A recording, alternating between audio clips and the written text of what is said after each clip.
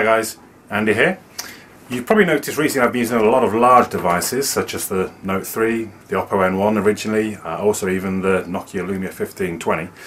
And these days I almost consider something like the Nexus 5 as being a smaller device at 5 inches. There's definitely a trend in smartphones for them getting bigger. Even the iPhone got bigger in the last release. So I think for those that prefer the smaller, neater, tidier little devices, we're kind of running out of options really. The Moto G is the smallest device I own. That's a 4.5 inch screen. So I'm really pleased that Clove have been able to send me, clove.co.uk have been able to send me this Xperia Z1 Compact, because this looks to be a very good option for those that want the smaller device. This is a 4.3 inch screen, but still looks like it packs some really good specifications, including like a 20 megapixel camera, for example. I last used a Sony at the very beginning of 2012 when I had the Xperia S. I was pleasantly surprised by it. It was a nice device, it was slick, it was smooth, it had a very good camera. It generally felt well built. So I'm quite looking forward to using the Compact Z1 for a few days to see how I get on with that. I'll do a few comparison videos, there'll be some sample footage I'll get uploaded. So if you haven't already, subscribe to my channel, and obviously I'll get a review done. I haven't got it for all that long, so it'll have to be produced a bit quicker than I normally do, but hopefully I'll be able to give you something useful and interesting. So once again, thank you to clove.co.uk. Have a look at the website if you haven't before, for sending me this device. Now let's go ahead and get it unboxed. Okay, so when it came I did get a note saying there's a couple of bits missing from inside, like a screen protector. There should be a screen protector. Let's put the device aside for a moment. So that's like a USB converter basically, which I presume you can then plug a memory stick into and into the phone. Sony earphones, little clip and replacement ear plugs. That's the actual USB cable, and it looks to be standard micro USB, so that's fine, we won't need that, I've got plenty of them. And obviously the now standard pop out plug, and if you particularly need documentation, shan't worry much about that. So everything fairly normal. Let's have a look at the actual device. So obviously this is a white one, as you can see. It has a screen protector, but just for transport rather than use, I believe. And a protector on the back.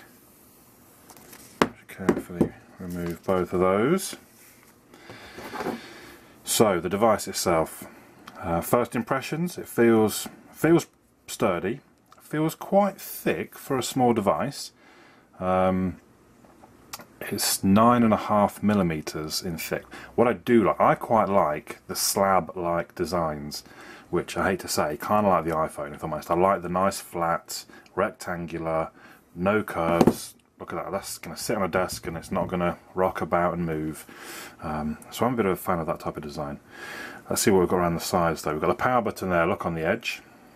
And I assume, yeah, that's the volume rocker just below. So they're situated kind of halfway down. Interesting, normally they're higher up, but that's fine. It looks like we have a dedicated camera button there on the end. And it looks like we've got a hole for a lanyard to go through on the corner. That would look like it's a speaker along the bottom edge. You can see that. Is it focusing? I can't tell. Down this edge, micro SD. So it pops out. Pop your micro SD card in, and is that for the? Okay, that's for the USB. That's the top left of the device. I assume that's something to do with a dock, because it looks like it's got 2 contact points, but I'm not sure what the middle part is for. And that looks to be for the micro SIM, but I will actually have a look at the instructions, because I can't initially, it's not glaringly obvious what goes where there. So I'll have to check into that. I want to see how that fits. On the back we have the camera, which is a 20.7 megapixel camera, which should be plenty enough for anybody, along with the LED flash. Now that looks like it can be pulled away. I don't want to break this phone though, so again maybe I'll check exactly what that's about. On the front we have the front facing camera, top right, that's a 2 megapixel, and it looks like we have sort of the light sensor and proximity sensor in the top left there. So I would say that's a very smart design all around. If I bring in my Nexus 5 briefly to give you a bit of a size comparison, let's move that box out of the way now. So the N5 and the Z1 compact. There's not a great deal between them, is there really? But I suppose every few millimeters count.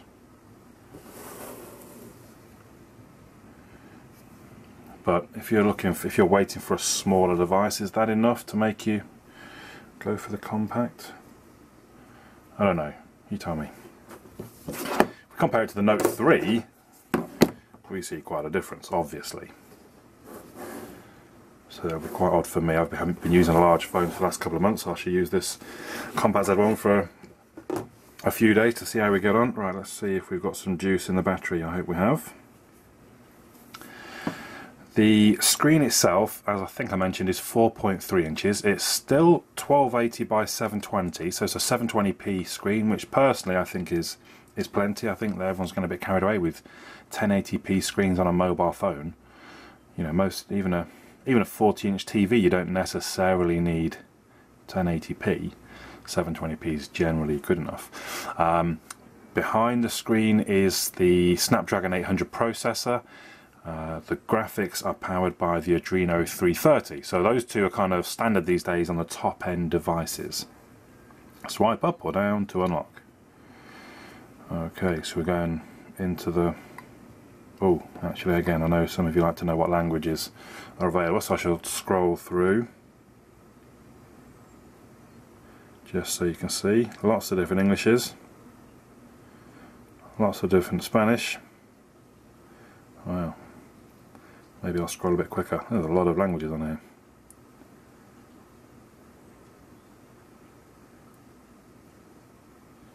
Okay, hopefully that's enough for you. I'm sure I'm aware of.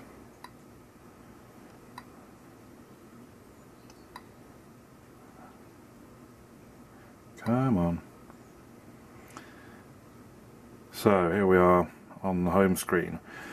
So when I used the Xperia 2 years ago, I generally, as a rule, I don't like operators or manufacturers putting their own skins, but the Sony one, it wasn't too bad. It wasn't too far from stock. It wasn't too offensive.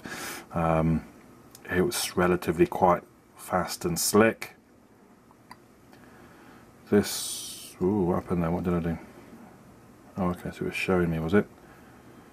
So I can search for apps, I can install apps, own, order, alphabetical please, most used apps or the installed ones, or obviously straight to the Play Store. So what do we, just so you can have a look at what comes pre-installed, I suppose. Box, I wonder if you get given extra space on box or something. Is that why it's... I'll have a look later. Most of it looks relatively standard stuff. PlayStation Mobile, a few bits of Sony on there, look.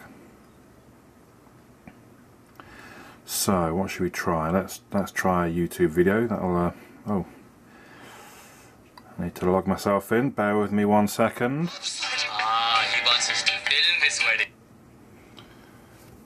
So this is the 720p screen. Let's just check we're on. Oh, how do I get HD? Let's assume we are. Check the volume. It's right the way up. There we go.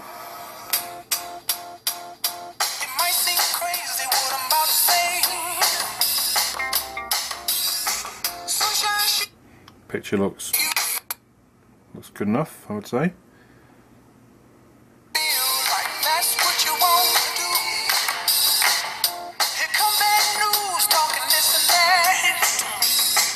Speaker.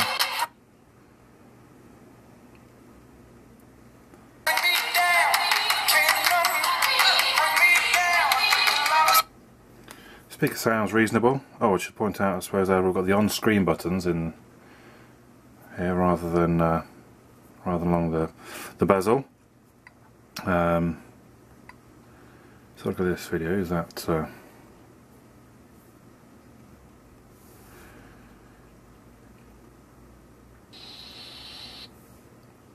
combat to make it a bit more reactive? Who's that handsome fellow in the corner there? You know, a bit more fun. Effectively, the core combat is probably 80% of the game for me, because I go through the questing. Doesn't sounds a little bit tinny. On the look down, or I'll scroll in and be first person. I've almost Actually, maybe that was rested just. that. I hardly ever played it in first person, because kind of why would you almost? But yeah. I suppose with Maybe it was just Adrian sounding a bit tinny. So speaker seems okay at this point. I'll do obviously proper speaker tests. Screen good. I mean, it's not amazing to me. It's not wowed me. Oh, lots of things are updating. Maybe that's why I was struggling to stream some of those. Some things. Right. Let's have a look at the camera very quickly. Yeah, go on, remember locations. Yeah, whatever. Oh.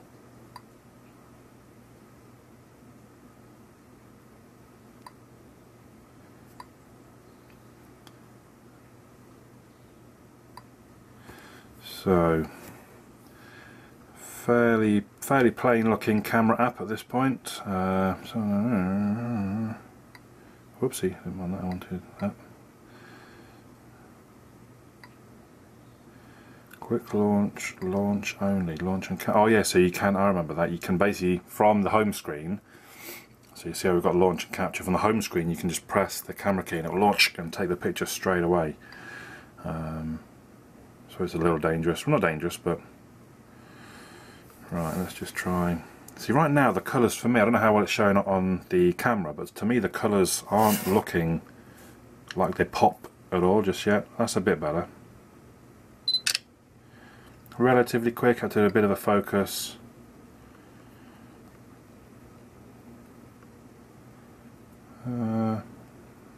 Tough to say right now how that looks. Pretty sharp.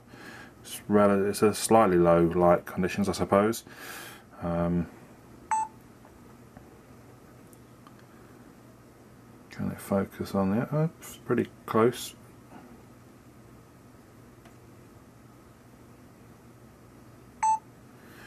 See, it said macro. It automatically detected macro. What's this button here do? Oh, Xperia Auto, manual, info, I. These look to be generally the sort of modes. So let's go with that. Looks kind of funky.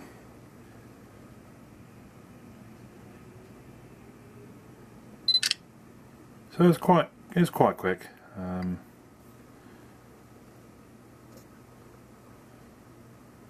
I'll do obviously some better camera testing. I'll take it out with me today as I head to the gym, for example. Take a few pictures. What else? So I think that'll probably do for just the initial unboxing and first look. First impressions, I really wanted to like it actually. I thought, oh, maybe I could be persuaded to go back to a smaller device. But I think first impression is it's not actually that much smaller than the Nexus 5 that would make me think there was any benefit to it over my Nexus 5.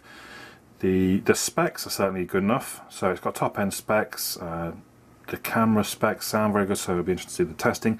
That speaker worried me a little bit. It sounded a little bit tinny, and I don't know. We'll see. Like I say, I do proper get my sound meter out. We'll do proper testing of that. Already, I'm noticing it seems to be a bit of a dust magnet, but we'll see how that goes. The build quality feels good. It does feel sturdy, it feels quite heavy. It's 137 grams, it's actually heavier than the Nexus 5. I think the Nexus 5 is 130. It's lighter than the Moto G, which is 143. But it's not like it's, you know, I was kind of expecting something, I don't know if I'd say wildly different, excuse me, hiccups, but I was expecting something a lot smaller that would differentiate it from things like the Moto G and the Nexus 5, and I'm just not sure that this does at this size. Let's just try while we're off pressing the old camera button. See, why are you telling me that? Get out of the way. If I wanted to take a picture in a hurry, I'd be quite annoyed. Anyway, that wasn't too bad, was it? Let's try it once more, see if that, I presume that message won't come up. Let's see how quickly I can open and take a picture of my... Hello? Oh, got it that time. Oh, I didn't actually take a picture. Right, so you have to press quite sternly, quite firmly on the camera button to actually take a picture. But that's fine, stops accidental. So, there we go. The Xperia Z1 Compact. As I said, I will be doing some more videos over the next few days. Drop comments down below right now if there's anything particularly you need to know. And I'll do my best to answer, because if you're watching this anytime after February 2014, there's no point asking me questions then. I'm not going to have the device. I have only got it for a few days. Thank you once again to clove.co.uk for sending me this. Have a look at their website. They've got a wide selection of mobile phones and fantastic service. My name's Andy. I'll catch you all again soon.